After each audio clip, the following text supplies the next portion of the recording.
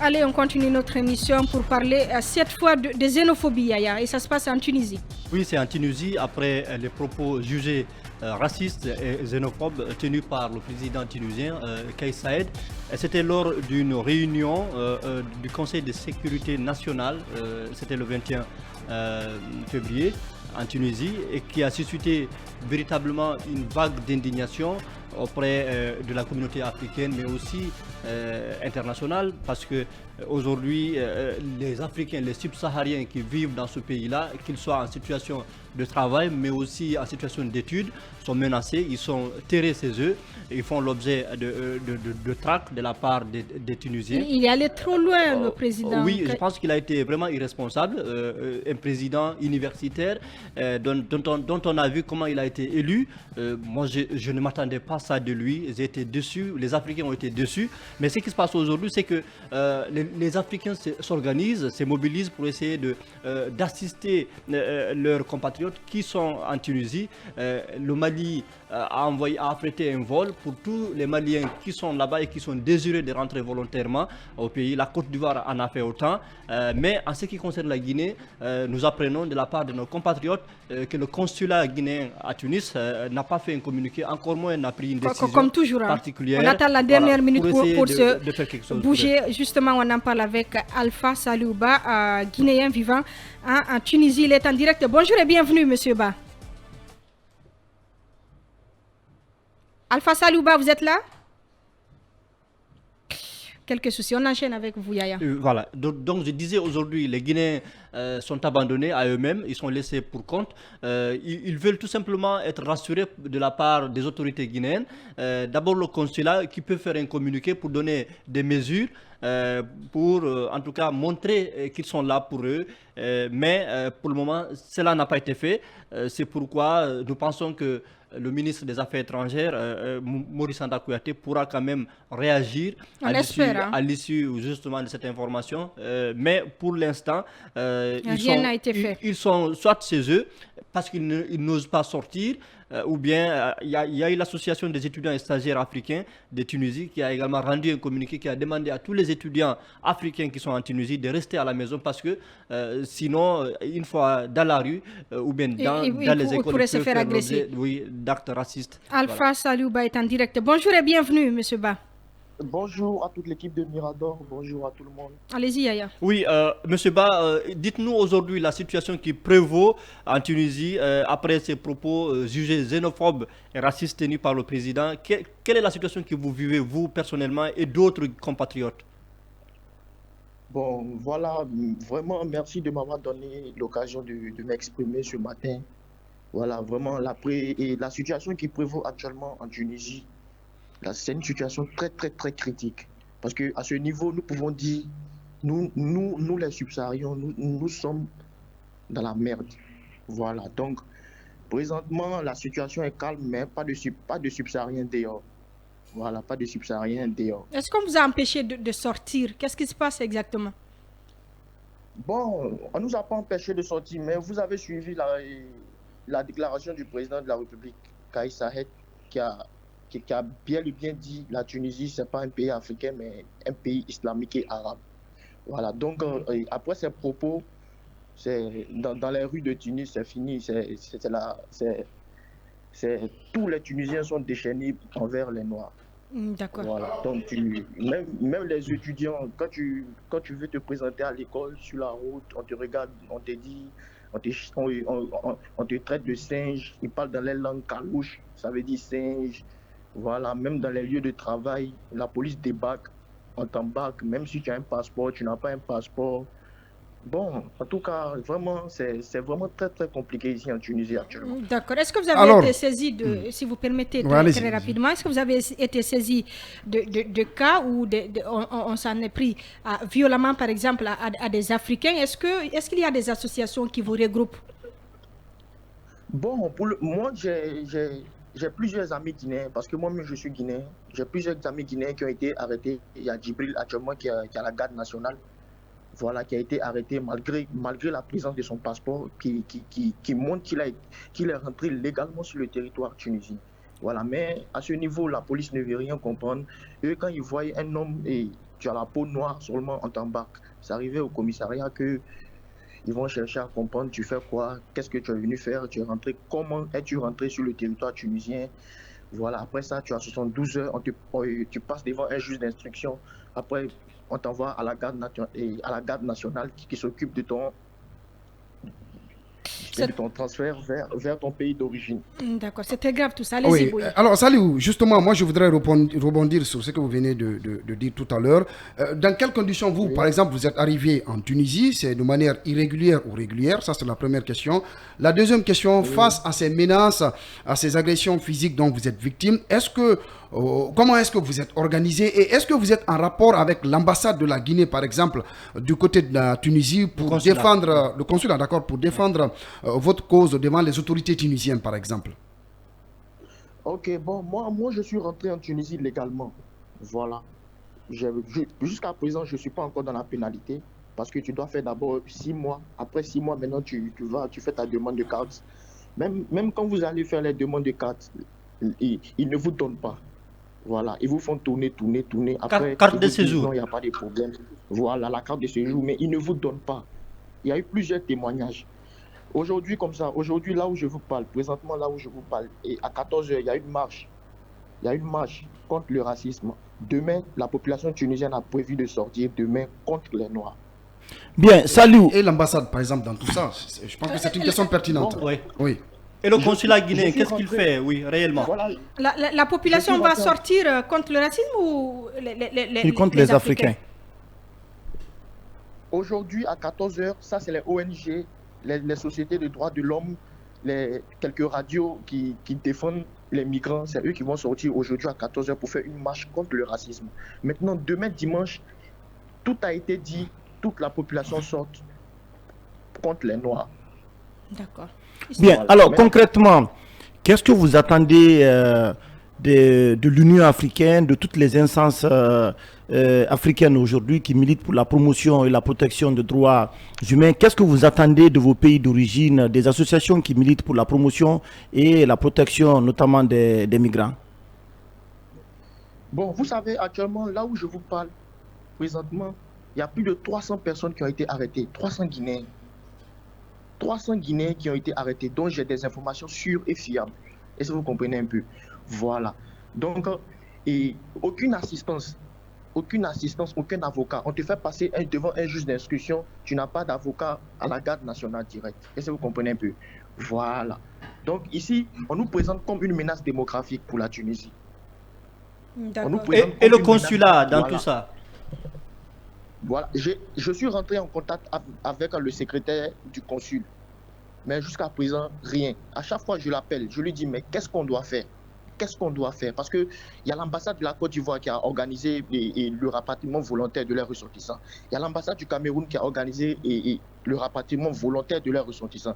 Il y a l'ambassade du Mali hier qui a fait un communiqué pour dire tous les ressortissants maliens qui désirent rentrer de se rendre à l'ambassade pour se faire enregistrer. Mais jusqu'à présent, aucune réaction. Le consulat de la Guinée est silence radio. Rien. Et vous êtes prêt à rentrer si on vous donne l'occasion? Non, pas moi, parce que moi, actuellement, je ne suis pas en situation d'irrégularité. Mais il y a des compatriotes ici qui sont obligés de se tourner vers le HCR. On n'est pas des réfugiés. Il y a des compatriotes qui sont obligés de se tourner vers l'OIM. On n'est pas des réfugiés.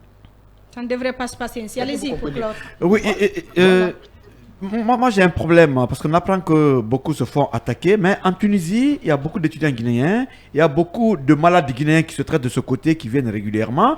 Et il y a beaucoup d'ouvriers aussi sollicités par le secteur, en tout cas en Tunisie.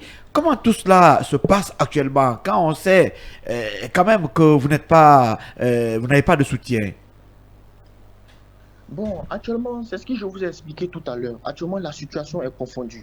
Présentement, tu sors dans la rue, c'est-à-dire, après la déclaration du président, c'est fini, il a semé le chaos. C'est-à-dire, on te voit, tu marches dans la rue, un jeune peut venir sortir son couteau et puis il prend tout ce que tu as. Devant la population tunisienne, et puis personne ne peut parler. Tout à l'heure, j'étais en communication avec le président des jeunes Ivoiriens de la Tunisie, qui me fait comprendre que Hier, dans la nuit d'hier, ils ont recensé plus de 15 personnes qui ont été chassées par leur bailleur de la maison. Bien, alors, quelle est la conséquence de tout cela? Est-ce qu'aujourd'hui, vous êtes à court de nourriture, d'hébergement, d'alimentation? Puisque vous êtes obligé de vous cacher. Voilà. Et vous risquez de perdre votre travail? Non, oui, je peux dire oui qu'on risque de perdre notre travail parce que là où va la situation, ça devient alarmante. Voilà, parce que tu travailles, le matin tu es à l'école, le soir tu es au travail. Est-ce que vous comprenez un peu? Et ton bailleur, il vient, il dit, ah, après la loi qui a été votée, je te donne 3 jours pour libérer ma maison. Bon, tu te tournes vers qui? Dans la rue, c'est dangereux. Là où je parle, moi je suis à la maison. Il y a mon patron qui m'a appelé ce matin, qui m'a dit, ah, vaudrait mieux que tu restes à la maison avec les marches. Demain, il y a des manifestations, donc tu restes à la maison, ne t'expose pas. Si tu vois un regroupement, tu t'éloignes au maximum. Est-ce que vous comprenez un peu? Voilà. Situation chaotique du côté de Tunis. Grand merci à vous, Alpha Saliouba. C'est une folie, Lincoln, il faut le dire.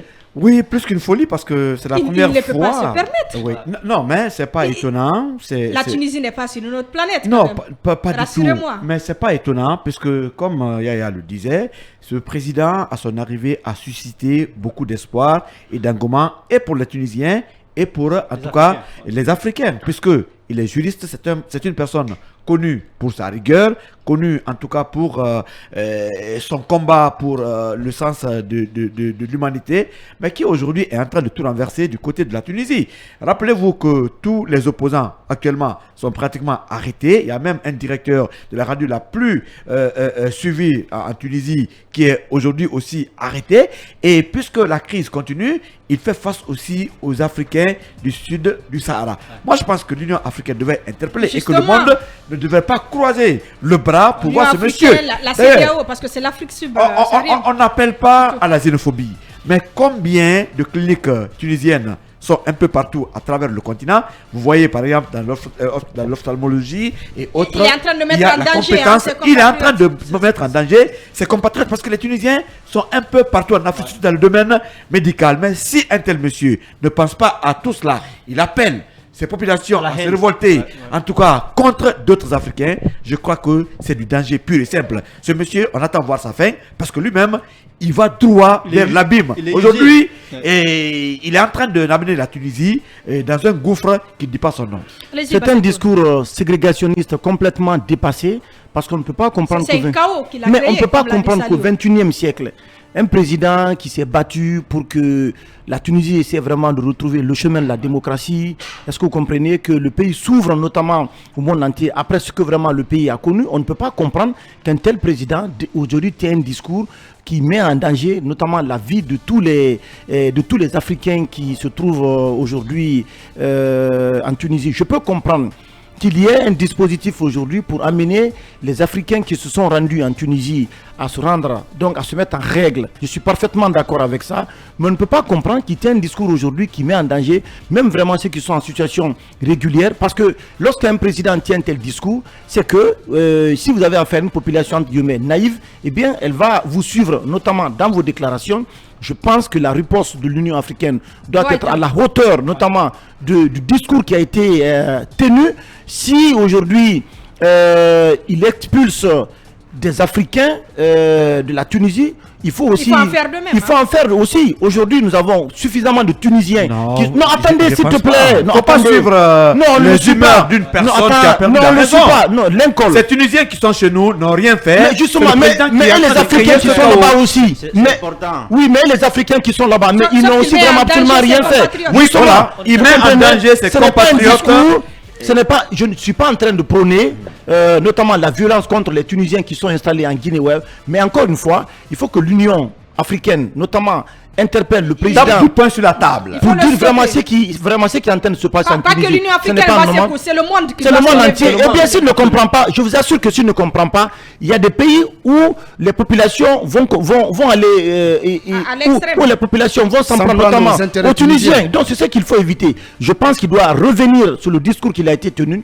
Et à mon avis, je pense que le peuple tunisien doit être un peuple suffisamment responsable. On n'est pas obligé vraiment de suivre un président qui tient un discours aujourd'hui aujourd'hui qui met en danger la communauté tunisienne à l'étranger, mais qui met aussi même en danger les intérêts de la Tunisie à travers le monde. Ce n'est pas un bon discours. Et je pense qu'aujourd'hui, nos compatriotes sont en train de vivre une situation malheureuse là-bas. Parce que quand vous êtes terré à la maison, vous ne pouvez pas aller au travail.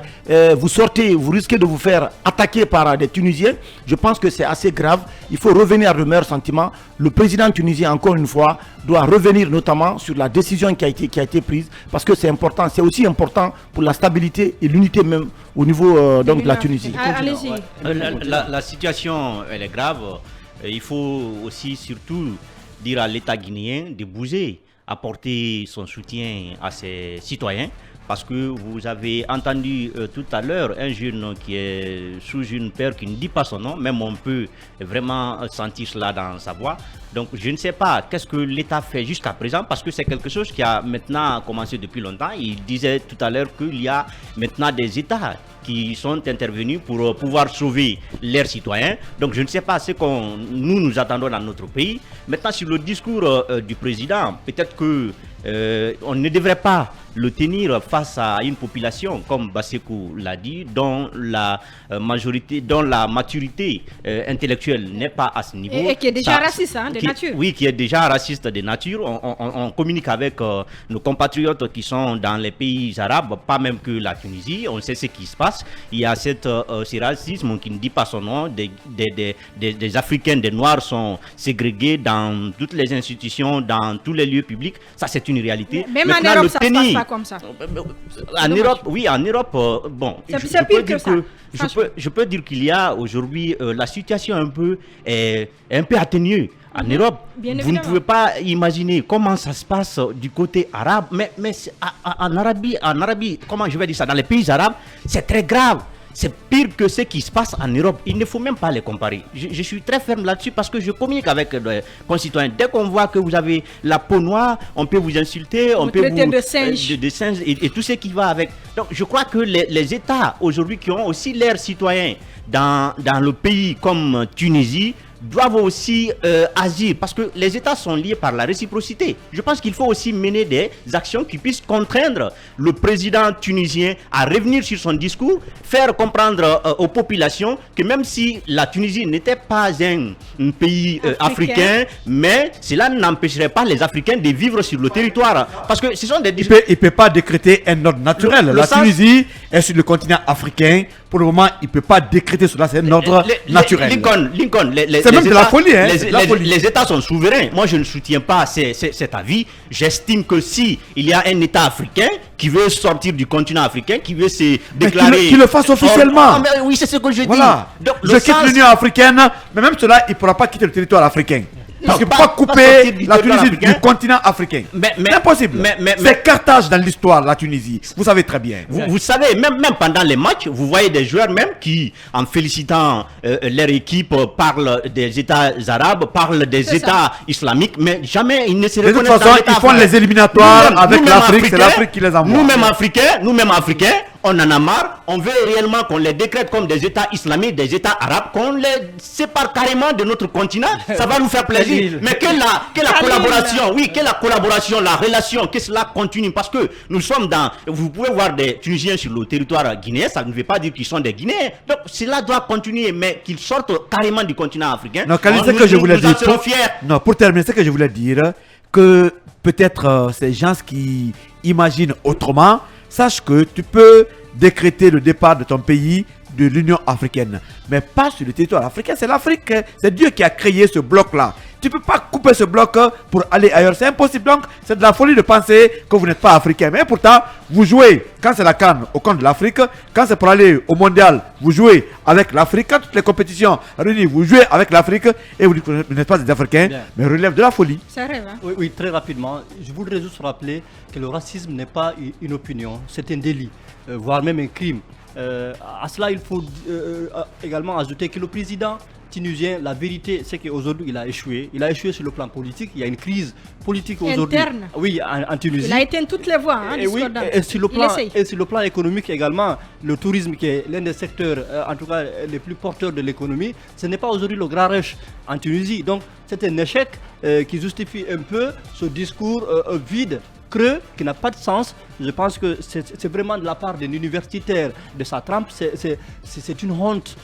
Mais comme le disait Abdou Diouf du Sénégal, ces Arabes n'ont que du mépris pour nous autres Africains du sud du Sahara. Oui, très rapidement. Alors, Arissat, il faut dire qu'à la mort du président Essebsi, les Tunisiens ont élu donc cet universitaire, cet homme dont le regard moi m'effraie depuis la campagne présidentielle. Ah oui, vous n'allez pas son regard m'effraie. Honnêtement, je le dis, je n'étais pas obligé de le dire, mais je le dis puisque dans mon cœur c'est comme ça. Il s'avère être une déception. Non, ben, c'est un peu tout cela. Vous savez déjà, c'est un président impopulaire dans son pays, qui joue à l'autocratie, qui a aujourd'hui beaucoup de problèmes à diriger son pays, puisque vous le savez, il avait même suspendu le mandat du Parlement qui était en cours de validité dans son pays. Il veut peut-être avoir la sympathie. Il y a des journalistes qui sont emprisonnés, il y a des leaders syndicaux qui sont emprisonnés. Aujourd'hui, il a du mal à gouverner dans son pays, puisque lui-même, il crée une situation chaotique. Mais son discours, encore une fois, c'est un discours à condamner. C'est un discours qui ne rassemble pas. Au moment où l'Union africaine aujourd'hui prône l'unité africaine, prône à ce que, en tout cas, l'Afrique parle d'une seule voix face aux défis qui interpellent le continent, vous avez affaire à un président qui tient un discours haineux, un discours raciste, à l'encontre, n'est-ce pas, de ses compatriotes, à l'encontre des Africains qui vivent sur son territoire national. Je rappelle qu'en 2000, par exemple, 11, le magazine News du côté de la Tunisie a fait, en tout cas, des statistiques. Eh bien, au niveau de la révolution, en tout cas, les étrangers résidant, par exemple, en Tunisie, c'était de l'ordre de 120 000. Actuellement, nous sommes à 1,2 million de résidents en Tunisie.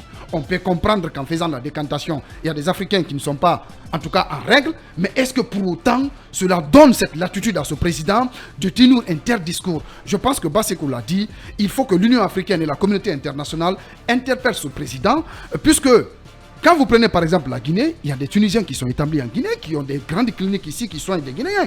Mais il peut y avoir en tout cas des mesures de rétorsion dans ce cas de figure. Donc, encore une fois, c'est ce qu'il faut éviter. Et c'est ce qu'il faut éviter. C'est ce qu'il faut éviter. Mais l'un dans l'autre, je pense que ce président, il doit descendre sur terre. Il doit comprendre que la Tunisie ne peut pas évoluer en vase clos. Récemment, la Tunisie a conclu un programme avec le Fonds monétaire international. Mais ça veut dire que la Tunisie ne peut pas évoluer en vase clos. La Tunisie est obligée de travailler avec l'ensemble de la planète. C'est un pays du monde et voilà. Il doit travailler. Je ne peux pas comprendre quelle mouche l'a piqué de tenir un tel discours, mais je pense que ce discours risque de l'enfoncer davantage au regard de la crise qu'il a entretenue dans ce pays et qui risque, je ne le souhaite pas, de l'emporter s'il ne fait pas attention. On continue.